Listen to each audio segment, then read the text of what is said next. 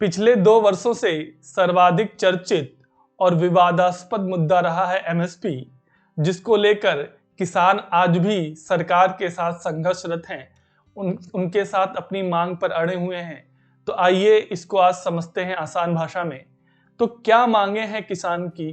किसान ये मांग रहा है कि जो एमएसपी है, एमएसपी को उसे जो है कानूनी रूप से प्रदान किया जाए, यानी कानूनी रूप से अधिकार प्रदान किया जाए।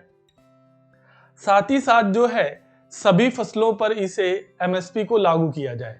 ये किसान की प्रारंभिक मांगे हैं।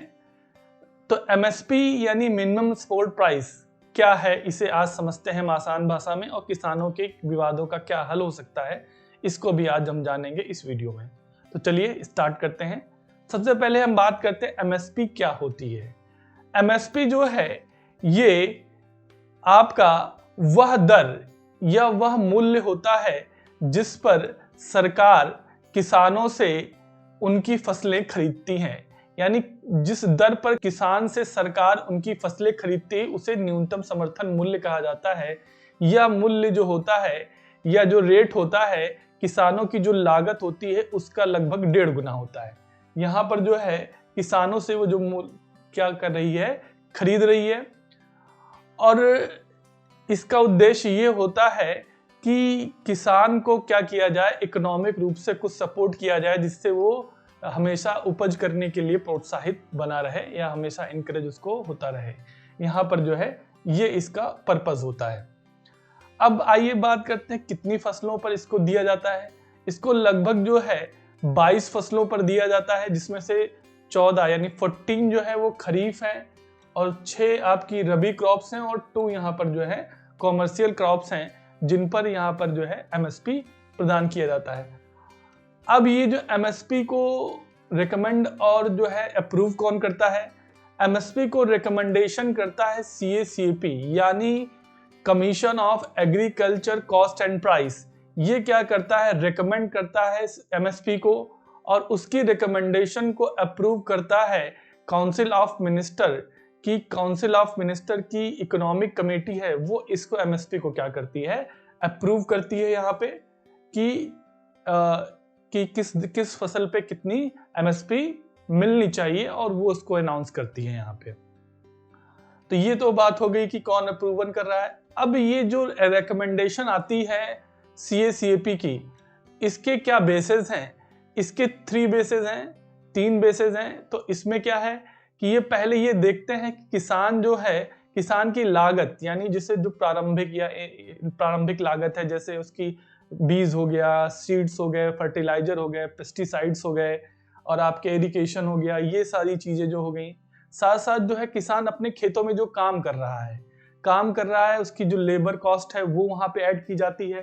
साथ साथ जो है उसकी जो खुद की जो भूमि है उसका एक इंटरेस्ट है, उसकी एक रेंट है, उसकी एक लगान है, उसको भी यहाँ पर जो है उसके जो एमएसपी में क्या किया जाता है, ऐड किया जाता है। तो ये 3 बेसिस है जिसके आधार पर किसी भी फसल के एमएसपी को क्या किया जाता है, तय करके रेकमेंड किया जाता है, जिसे कौन करता है, CACP करता है। ठीक है, तो यहाँ पर जो है ये बात हो गई।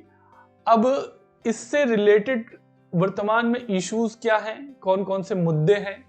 सबसे बड़ा मुद्दा जो ये है कि जो 22 फसलों में केवल जो है गेहूं और चावल 2 ऐसी फसलें हैं जिनको सरकार जो खरीदने को लेकर के ज्यादा एक्टिव रहती है।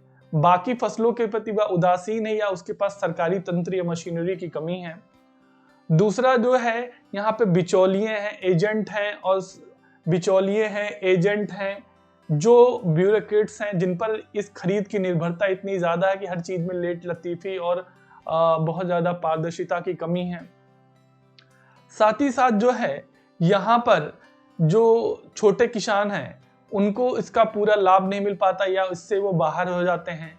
तो यहाँ पर जो है ये इसके प्रारंभिक कुछ इशू हैं, जिससे जो है ये मुद्दे यहाँ पर इस समय यहाँ दिखाई देते हैं। इसके बाद अगर हम बात करें कि क्या इसका कुछ वर्तमान में हल हो सकता है, जो विवाद चल रहा है, विवाद में हल ये एक बीच का रास्ता निकाला जा सकता है कि सभी फसलों पर एमएसपी का कानूनी अधिकार प्रदान करके कुछ फसलों के लिए कानूनी अधिकार दिए जाएं। साथ ही साथ जो है प्रति किसान के हिसाब से जो है खरीद की दर को क्या किया जाए, निश्चित किया जाए कि सभी को इसका लाभ मिल सके, कि बड़े किसान ही सारे अपना उपज ना बेच पाए, छोटे किसानों को भी उसका लाभ मिल सके। तो इसलिए प्रति किसान के उपज को क्या बेचने की दर को क्या किया जाए, निश्चित किया जाए। और गेहूं और चावल की जो खरीद सबसे ज्यादा है, इसलिए गेहूं और चावल को उपजाने को लेकर के किसान ज्यादा तत्पर रहते हैं। तो यहाँ पर जो है इसलिए अन्य फसलों को भी जो है किसान बोने के लिए उत्साहित हों, इसके लिए जो गेहूं है और चावल है इसकी जो एमएसपी है इसको क्या किया जाए, फ्रीज कर दिया जाए या फिक्स कर दिया जाए, जिससे अन्य फसलों को भी क्या करें, बोने के लिए प्रोत्साहित भी हो जाए किसान। तो यहाँ पर जो है ये चीजें देखने को आवश्यकता है यहाँ पे कि ये एक बीच का रास्ता हो सकता है। और सरकार लगातार प्रयासरत है कि किसानों के साथ एक आम सहमति बनाई जाए। इसको लेकर के उन्होंने अपने अभी कुछ सुझाव भी दिए हैं। उन्होंने 5 साल के लिए जो है कुछ फसलों को अनुबंधित करके उस पे एमएसपी करने का प्रस्ताव रखा है। इस पे लेकर के अभी तक किसानों के साथ सहमति नहीं बन पाई है। तो उम्मीद है आने वाले समय में सरकार इसका एक मजबूत हल निकाल पाएगी, जिससे हमारे यहाँ का किसान भी सशक्त होगा और सरकार पर एक आर्थिक दबाव भी कम होगा। तो मिलते हैं इसी प्रकार के नेक्स्ट वीडियो में। Thank you.